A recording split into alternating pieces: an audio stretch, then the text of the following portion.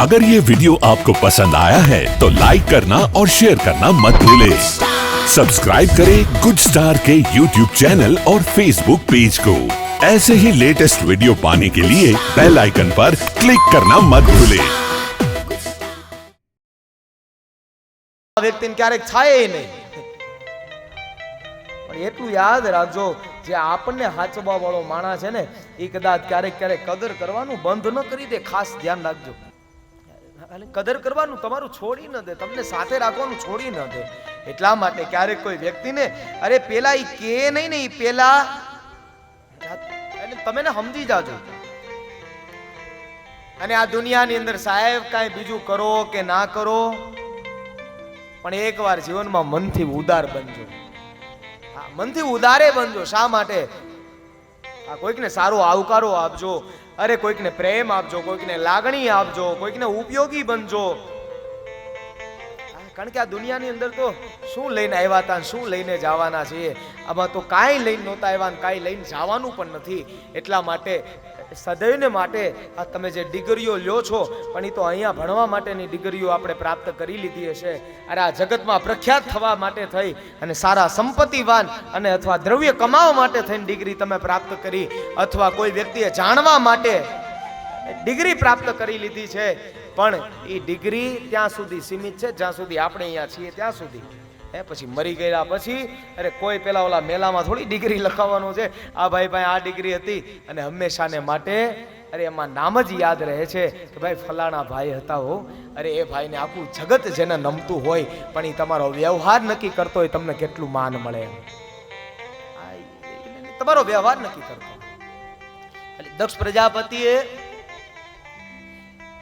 કેટલા ઊભા થયા ની ન જોયું, પણ કેટલા ઊભા નો થયા ની પેલા જોયું. દક્ષ પ્રજાપતિએ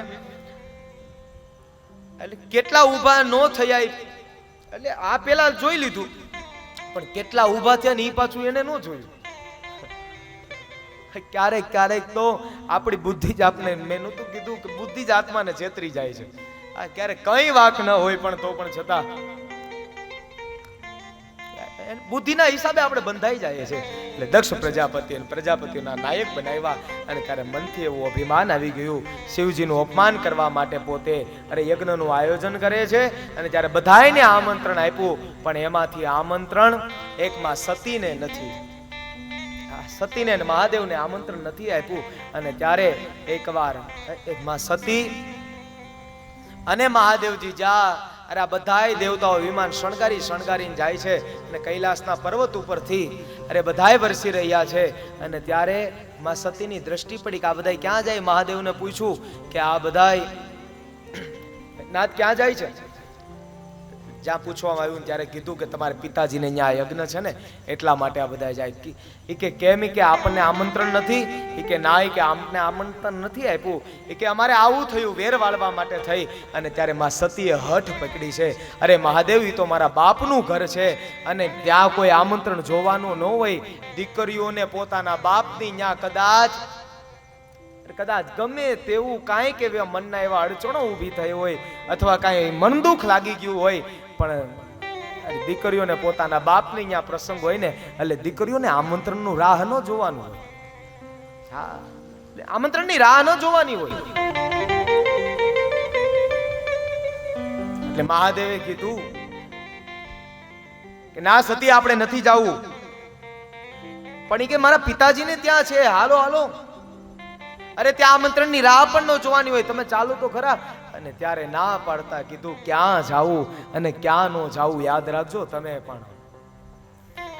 આવ નહીં આવકાર નહીં નહીં નૈનો માને, વો ઘર કબ હું ન જઈયો, ભલે કંચન વરસે મેઘ, वो घर कब हो न जयो, भले कंचन वर्ष.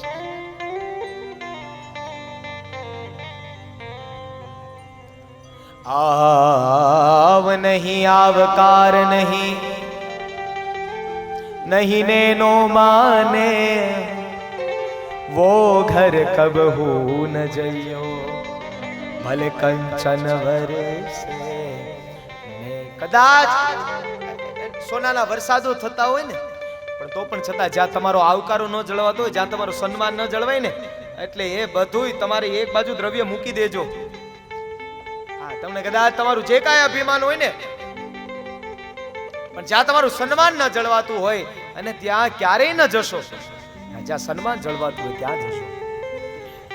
અને એ તે માં સતીએ હઠ પકડી છે અને મહાદેવથી વિરુદ્ધ થઈ અને એ પોતે માં સતી ચાલ્યા ગયા છે. અને ત્યારે દીકરી પોતાના બાપની ન્યા પેલો પગ મૂકે ને, હા, દીકરી જ્યાં પોતાના બાપની ન્યા જ્યાં પેલો પગ મૂકે એટલે દીકરીની દ્રષ્ટિ પોતાના બાપને ગોતતી હોય છે, શોધતી હોય છે. હા, જોજો. અને આ બધું તમે નિહાળી ગયા હશો ને, અને હજી નિહાળતા જ હશો ને. જે દીકરી હોય ને, અને દીકરી જ્યારે પરણીને આવે ને, અને ત્યારે જમાઈ અને દીકરી બંને જોડે હોય, પણ જેમ જેમ પોતાનો બાપનું ઘર આવે ને, અને પેલી ડેલીમાં પગ મૂકનારું કોઈ પાત્ર હોય તો દીકરી છે. યાદ રાખજો, દીકરી છે,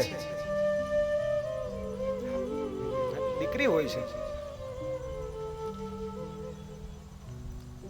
એટલે એ જ જ્યાં માં સતીએ જોયું કે મારા પિતાજી છે, એટલે જ્યાં પ્રજાપતિ દક્ષ પ્રજાપતિની સામે જ્યાં નજર માંડી, અને ત્યાં તો એમણે પણ મોઢું ફેરવી લીધું છે. અને ત્યાં મોઢું ફેરવી લીધું એટલે તરત જ સતીના આંખમાંથી આંસુડા વહી રહ્યા છે. જ્યાં આંખમાંથી આંસુ વહેવા લાગ્યા એટલે તરત જ તે પોતાના માની પાસે જતી રહી. માની પાસે જઈ માએ તો બાત ભરી લીધી, આ દુનિયાની અંદર બધાય તમારા સંબંધો હશે, પણ આ દુનિયાની અંદર, અરે આ દુનિયામાં બધાય તમને તરછોડી શકે, પણ આ દુનિયાનું એકમાત્ર એવું વટવૃક્ષ છે જે મમતાથી ભરેલું એ માં, અને માં તમને ક્યારેય તરછોડી નથી શકતી. યાદ રાખજો, દુનિયાની અંદર તમને બધાય તરછોડી શકે, પણ એક માં ક્યારેય તમને તરછોડી નથી શકતી. હા, કદાચ આ સતપરિયા પરિવારના આંગણે આજે અવડું મોટું જ્યારે દિવ્ય રૂડો અવસર તો મેળો છે, પણ એ બધાય કદાચ તમારો પરિવાર બધા રાજી થાય કે ન રાજી થાય, એટલે એ તો કાંઈ મને કાંઈ ખબર નથી.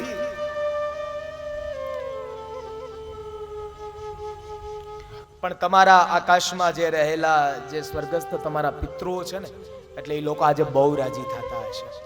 હા, તમારા પિતૃઓ તમારા ઉપર એ ફૂલની વૃષ્ટિઓ કરતા હશે.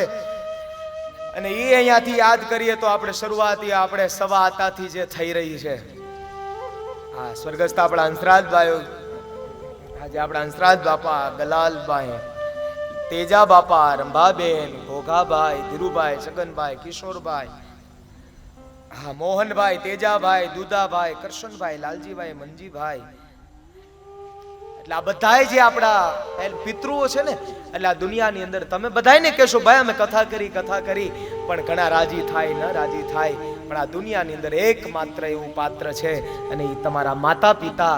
અરે કદાચ આજે જે કાંઈ આપણે સફળતાને જે આપણે આંબી રહ્યા છે ને ધીમે ધીમે, અને અત્યારે જે કાંઈ આપણે સારું સુખ ને ભોગવી રહ્યા છે ને, એટલે એ લોકોની કાંઈક એવી પુનાઈ છે ને, એટલા માટે આજે આપણે સુખનો રોટલો ખાઈ શકીએ છીએ. યાદ રાખજો, દુનિયાની અંદર બધાય તરછોડી શકે, પણ એક મમતાથી ભરેલું વટવૃક્ષ છે ને, માં છે.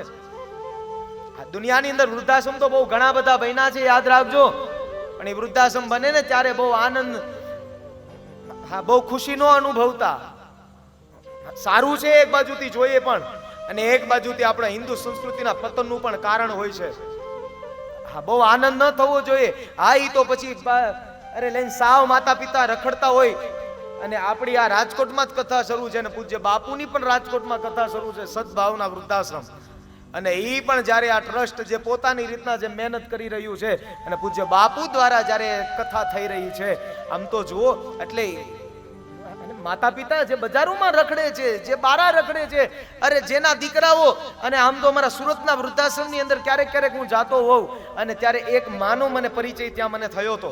એટલે તે અમારા વૃદ્ધાશ્રમ ચલાવે અમારા ભાઈ, એટલે એ લોકોએ મને કીધું કે દાદા તમે ક્યારેક તો આવો અમારા વૃદ્ધાશ્રમ. એટલે હું ત્યાં ગયો અને એક માં બેઠા હતા, એટલે મને કીધું કે દાદા તમે એમના જોડે થોડુંક બોલો ને તો હું તમારું ઇન્ટરવ્યુ લઈ લઉં એ માં સાથે. એટલે હું બધી વાતમાંથી વાત પૂછતો, બા તમારું નામ કયું, બા તમારું રહેવાનું ક્યાં, તમે ક્યાં પેલા રહેતા, તમે કેટલું ભણેલા છો, આ બધું હું જ્યારે પૂછતો હતો,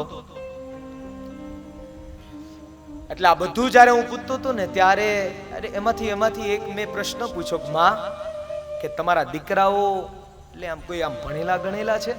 એ કે હા હો દાદા, એ કે એક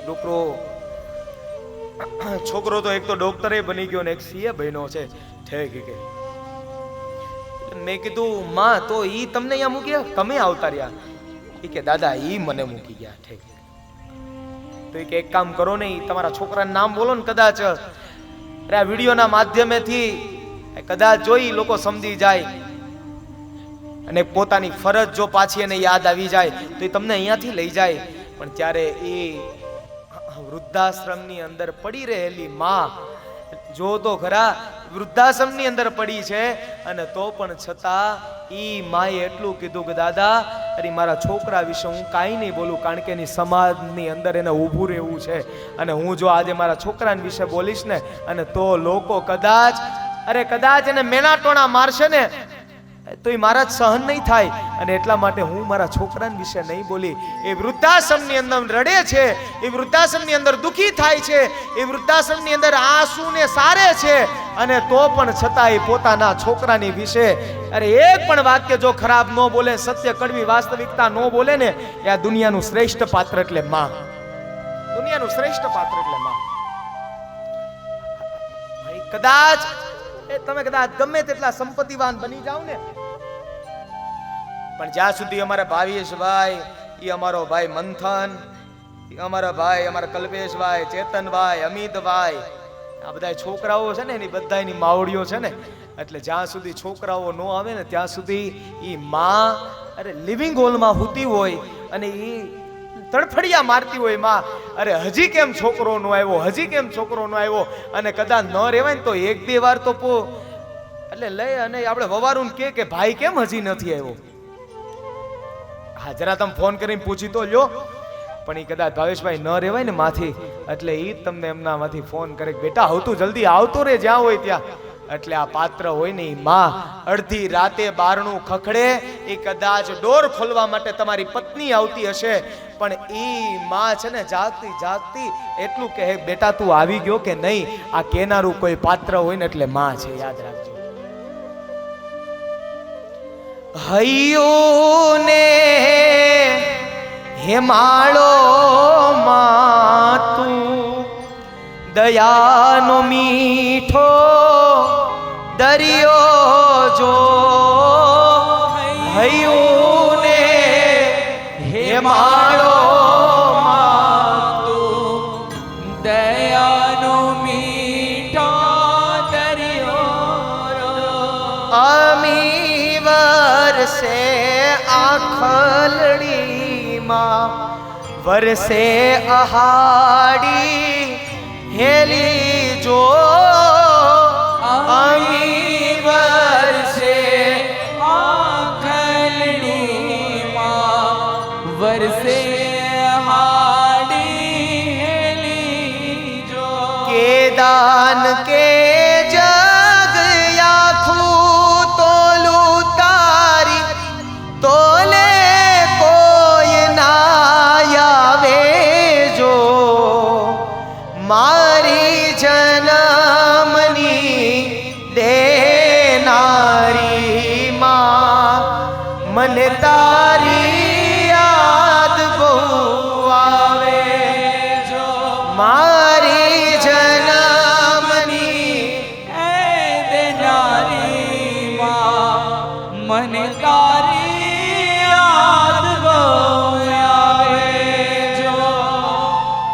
એ રાતના 1:30 વાગ્યા હશે, જ્યાં 1:30 વાગ્યા, અને એકને કંઈક 40 કે એકને કંઈક 45, એટલે એવો કંઈક જન્મ સમય છોકરાનો. અને ઈ માએ રાત્રે પોતાનો છોકરો યાદ આવી ગયો ને, એટલે આજે એનો જન્મદિવસ છે લાઈને. અરે હું એને अगर ये वीडियो आपको पसंद आया है तो लाइक करना और शेयर करना मत भूलें। सब्सक्राइब करें गुड स्टार के YouTube चैनल और Facebook पेज को। ऐसे ही लेटेस्ट वीडियो पाने के लिए बेल आइकन पर क्लिक करना मत भूलें।